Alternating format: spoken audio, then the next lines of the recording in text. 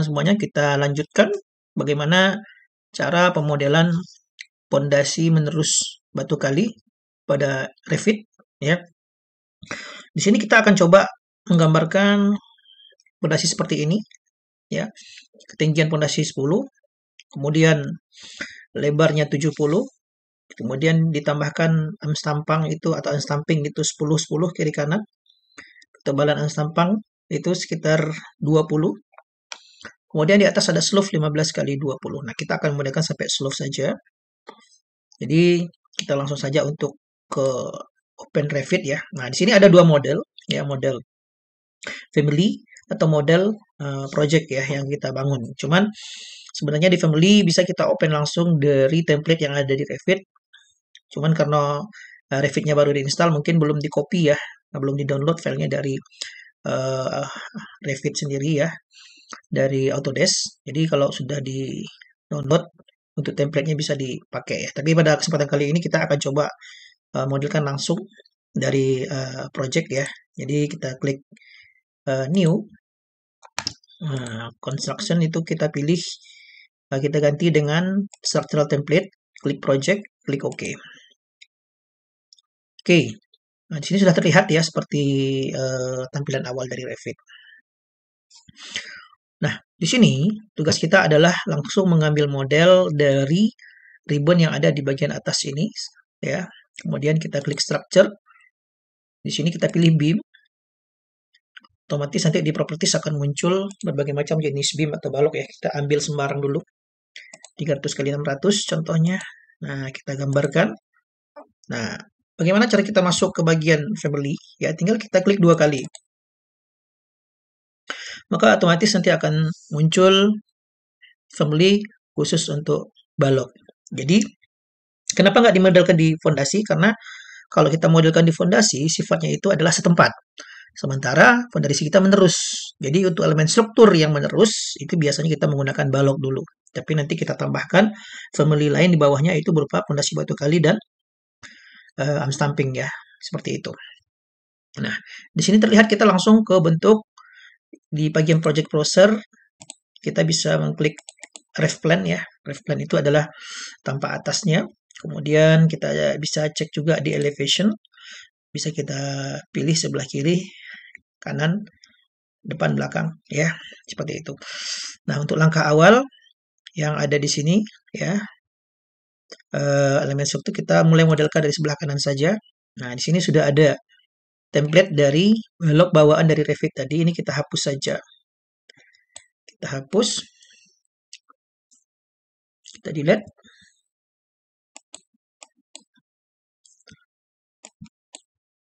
Oke, sudah selesai. Nah, di sini kita akan coba memodelkan langsung.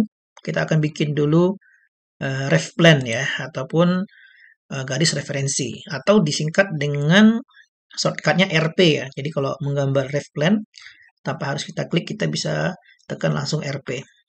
Kita klik RP ya. Nah, tadi kita tahu bahwasanya dimensi dari slope kita adalah lebarnya 15, tingginya 20. Maka dari itu kita akan copy garis ini ya. Kita bikin garis baru RP, klik RP atau ketik RP pada layar Anda. Kemudian kita akan modelkan sejauh 150 dari dari pusat. Berarti kalau 150 lebarnya, berarti itu 75 ya. Jadi 75. Jadi di sini kita klik aja 1.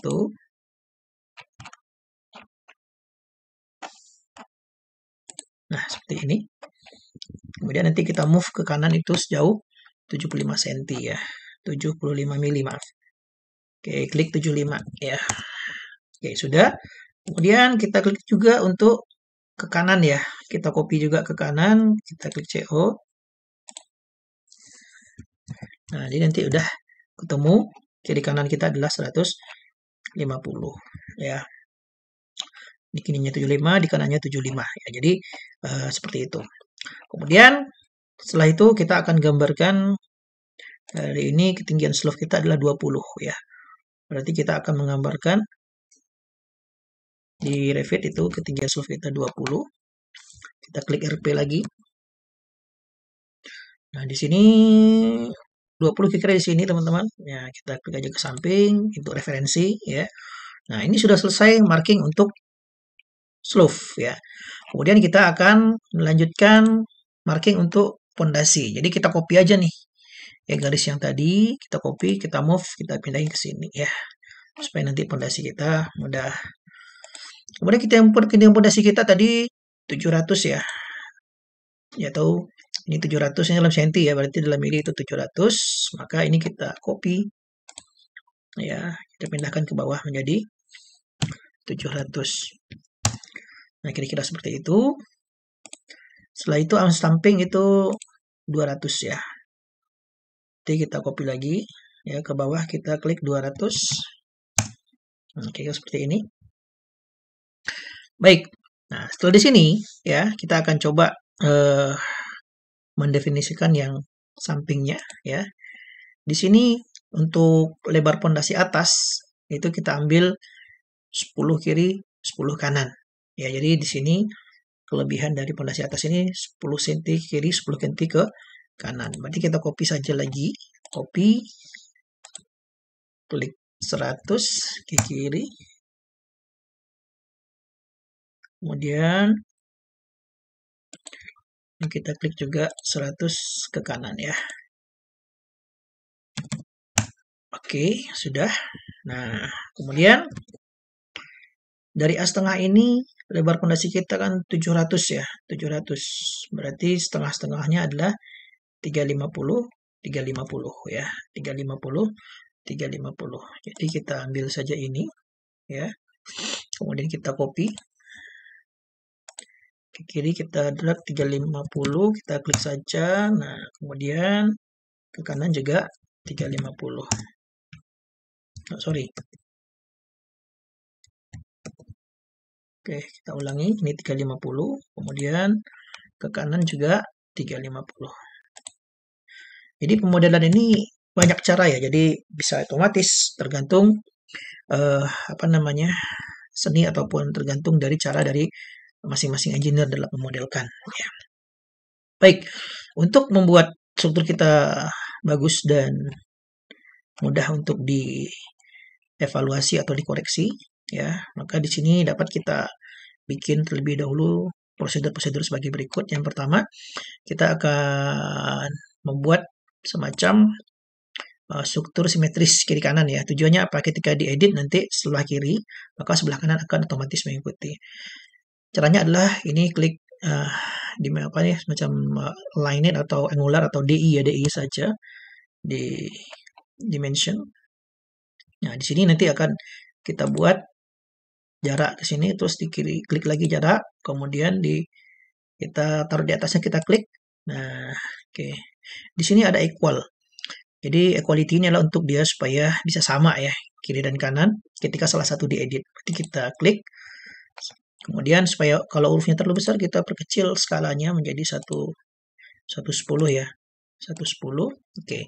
Ini sudah. Kemudian kita klik lagi DI untuk melihat dimensionnya. Nah, di sini. Oke. Kemudian kita klik DI sekali lagi untuk menghitung jarak keseluruhan di sini. Nah, 150. Oke.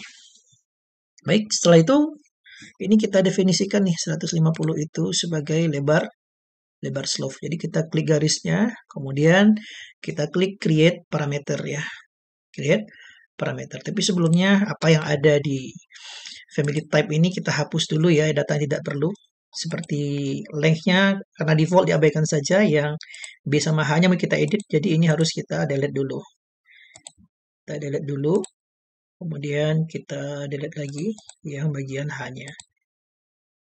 Oke, udah kosongan, nanti kita input isinya sesuai dengan apa pemodelan yang kita inginkan.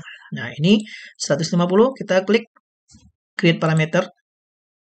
Nah, di sini contohnya kita bikin lebar slope ya. Sebentar.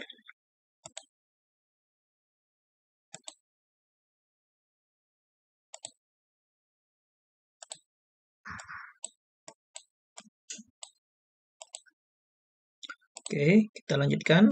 Jadi nanti kita akan input lebar slope ya. Slope. Nah, jadi kita klik OK. Nah, ini namanya akan otomatis berubah ya. Dan nanti di bagian family type kita udah langsung masuk lebar slope-nya 150. Jadi nanti kalau kita mau edit, ada perubahan. Contohnya lebar slope kita jadi 200, tinggal kita edit saja di sini ya. Klik 200, apply, oke. Nah, jadi nanti dia otomatis berubah ya. Dan karena kita bikin equality tadi, kiri dan kanan juga sama-sama 100. Oke, selanjutnya kita bikin juga untuk dimension dari ketinggian slope ya. Bikin slope 200 ya. Oke, nah ini langsung kita edit saja karena elemennya tidak berada di tengah-tengah, berarti tidak usah kita bikin equality. Kita create parameter propertiesnya, kemudian bikin ini adalah tinggi slope ya.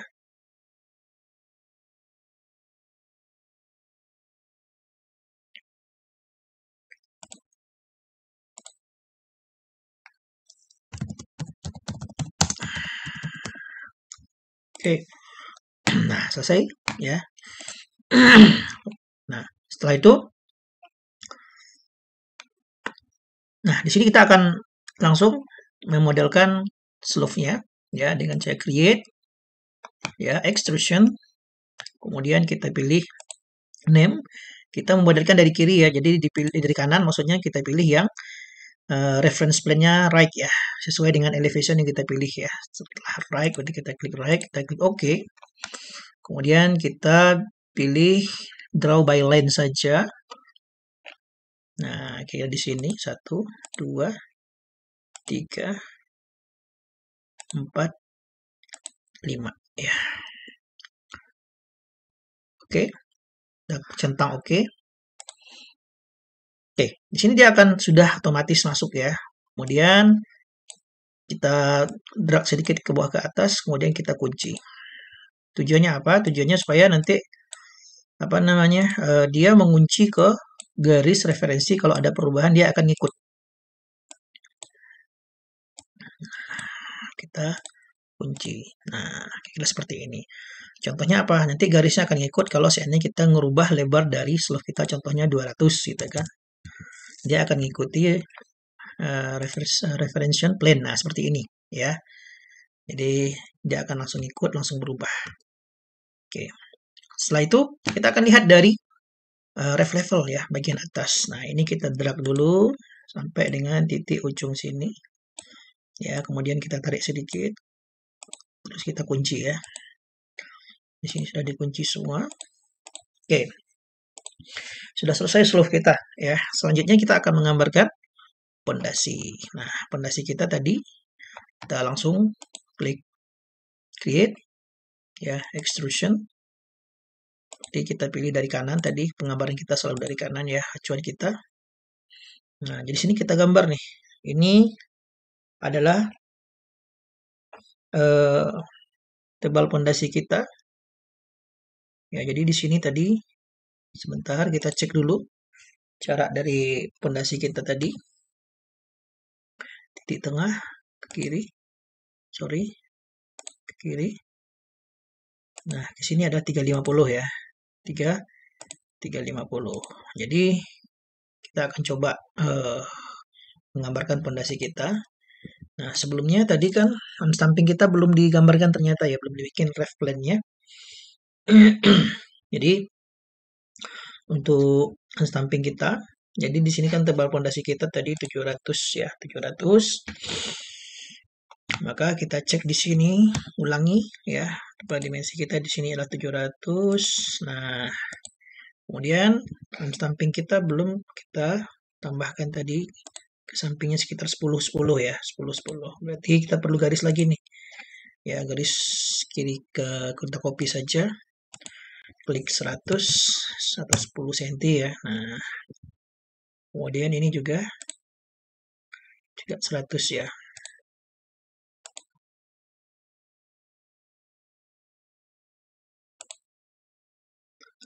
Copy. Kita copy dulu garisnya 100. Nah, oke, sudah. Selanjutnya kita akan coba create extrusion ya, bikin pondasinya terlebih dahulu. Pilih ini dari kanan atau right, klik OK. Nah, di sini kita gambarkan lagi ya posisi dari pondasinya.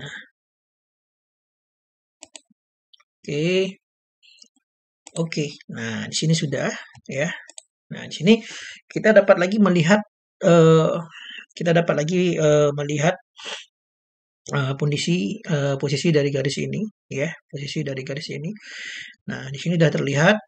Nah, selanjutnya kita akan lihat dulu, kita akan kunci dulu ke garisnya ya. Jadi di sini kita drag dulu ke bawah, naikin ke atas, terus dikunci ya. Oh, sorry, jadi ini kelebihan. Sorry, salah plot ya. Jadi ini maksudnya adalah kita ulangi. Jadi create extrusion, kita ambil reference place-nya ke kanan. Oke, harusnya di sini ya. Harusnya dia mendarat di sini. Di sini. Kemudian di sini dan di sini ya. Nah, kira-kira seperti itu. Nah, kemudian supaya nanti garisnya itu bisa kita kunci ya. Jadi di sini kita perlu tarik dulu ke atas lagi, terus dikunci. Nah, seperti itu. Oke. Jadi kalau ada perubahan garis dia akan ngikut. Ya, kemudian terakhir ini kita move saja ke bawah. Kita akan menggambarkan si unstampingnya ya dengan klik create extrusion, selalu left ya, ambil right ya, ambil right, kemudian juga kita gambarkan secara manual saja seperti ini.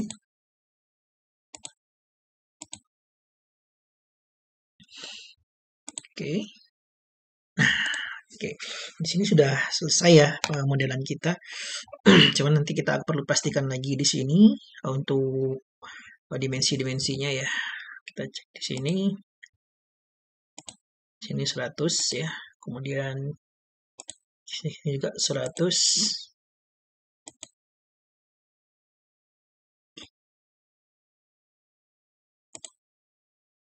Oke. Kemudian ini kita setelah selesai tadi yang bagian unstamping, kita tarik ke atas, terus kita kunci ke garis ini. Kemudian ini juga kita kunci saja ya. Kemudian kita lihat juga ketinggian dari unstamping kita itu adalah 200 ya. Nah, seperti ini. Sudah sesuai. Jadi kalau total keseluruhan dimensionnya adalah 900 ya. 900. Oke, setelah terlihat dari sini, kita dapat melihat kondisi dari 3D-nya. Kita lihat dulu di ref level ya, ref level. Jadi kita ambil dulu, kita samakan dulu panjangnya, tarik ke ujung, terus dikunci. Ya, bagian unstamping juga tarik ke ujung, terus dikunci juga.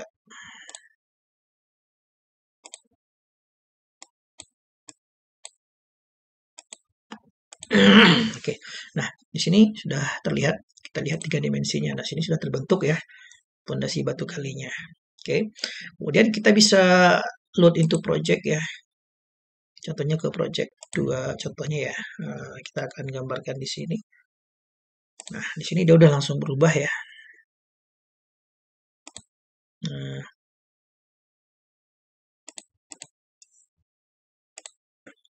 Nah, ini contohnya.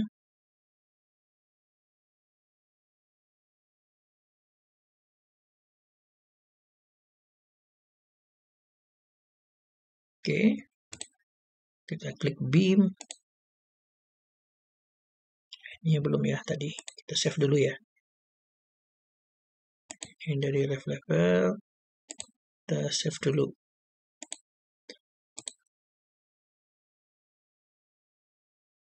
Save fondasi batu kali plus roof ya.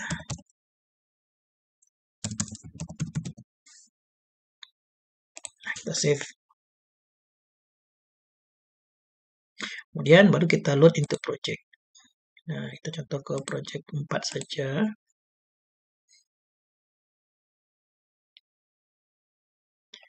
Oke, nah ini dia sudah ada di properties kita. Kita tinggal gambar saja sesuai dengan kebutuhan kita ya, kebutuhan terpanjang nanti di grid yang kita buat ya. Jadi kalau kita lihat 3 dimensinya adalah seperti ini ya, sudah terlihat bentuknya seperti ini. Nah, untuk melihat kondisinya kita bisa memilih ke find kondisi realistik ya. Nah, seperti ini.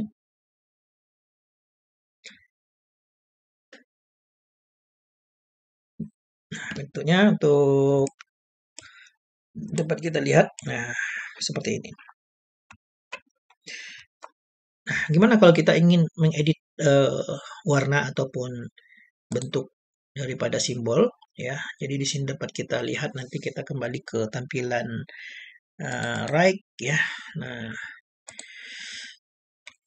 di sini nanti akan ada beberapa fitur ya, material ya. Di sini bisa kita klik by kategori. Nah, kita akan pakai simbol beton ya. Jadi kita akan ngambil yang konkret ya, konkret. Contohnya ini image-nya seperti ini ya. Kemudian kita oke saja karena sudah mirip ya.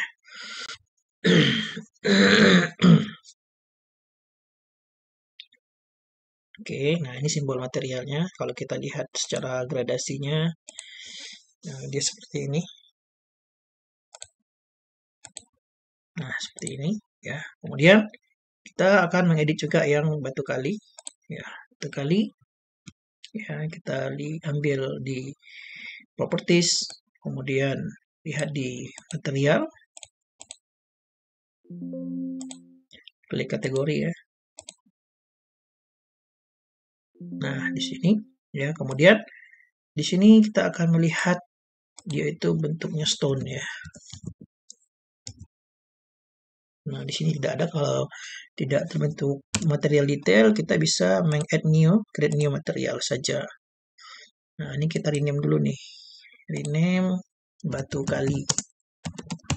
Nah, setelah itu, setelah terbentuk batu kali, kita open browser untuk simbolnya ya, ataupun arsirannya. Nah, di sini kita ada banyak pilihan. Kita bisa memilih apa yang kita butuhkan untuk bentuk dari arsiran yang kita butuhkan. Kalau di Autodesk kita klik.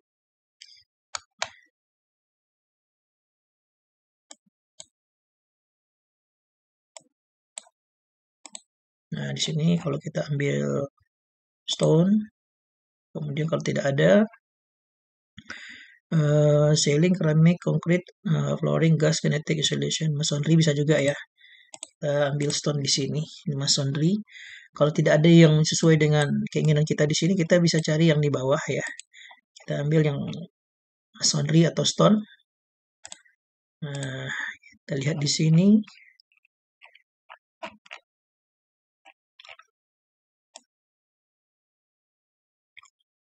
Ada banyak pilihan ya. Atau kalau nggak ada di sini, kita tengok juga di stone.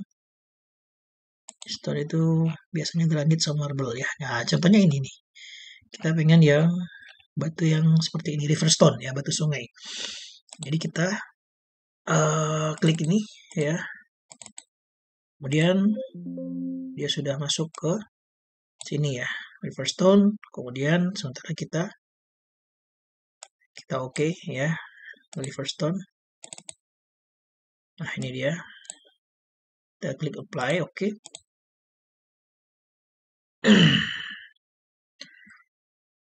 Nah, di sini dia sudah bisa kita lihat juga.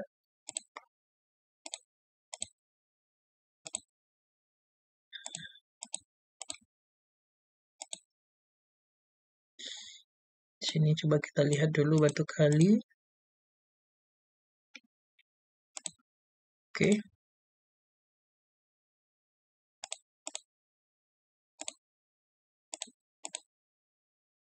Nah, seperti ini. Ya, nanti disesuaikan saja skalanya ataupun bentuknya. Kemudian kita juga akan coba membuat gambar daripada si untuk material daripada si arm stamping ya.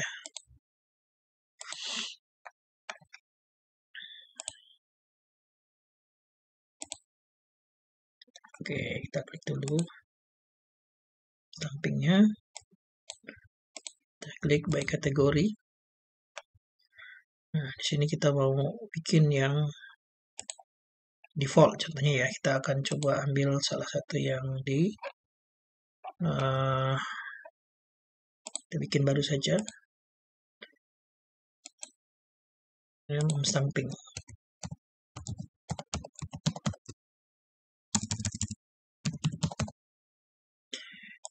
Di sini bisa kita cari ya tempat, nanti kita bikin saja baru kalau tidak ada di apa namanya di library ya.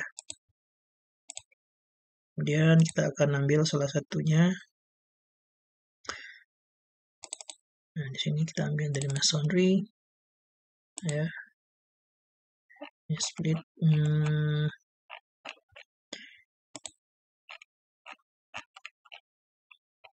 marble. Kalau tidak ada kita ambil yang di stone. Nah, kita ambil contohnya di small rectangular stone ya. Oke, sudah masuk sini. Ya, contohnya ini. Kita apply. Oke. Oke, nah kira-kira dia seperti ini. Nanti bentuknya bisa diedit-edit ya sesuai kebutuhan. Kemudian kita penskalaannya pun mungkin bisa kita sesuaikan juga. Cuman ini agak sedikit lelet ya. Jadi terlalu berat untuk di laptop. Sehingga kita seperti ini dulu saja. Nah, di sini kita sudah melihat tadi bentuk 3D-nya seperti ini. Ya, kita akan load into project yang tadi untuk update ya modelnya.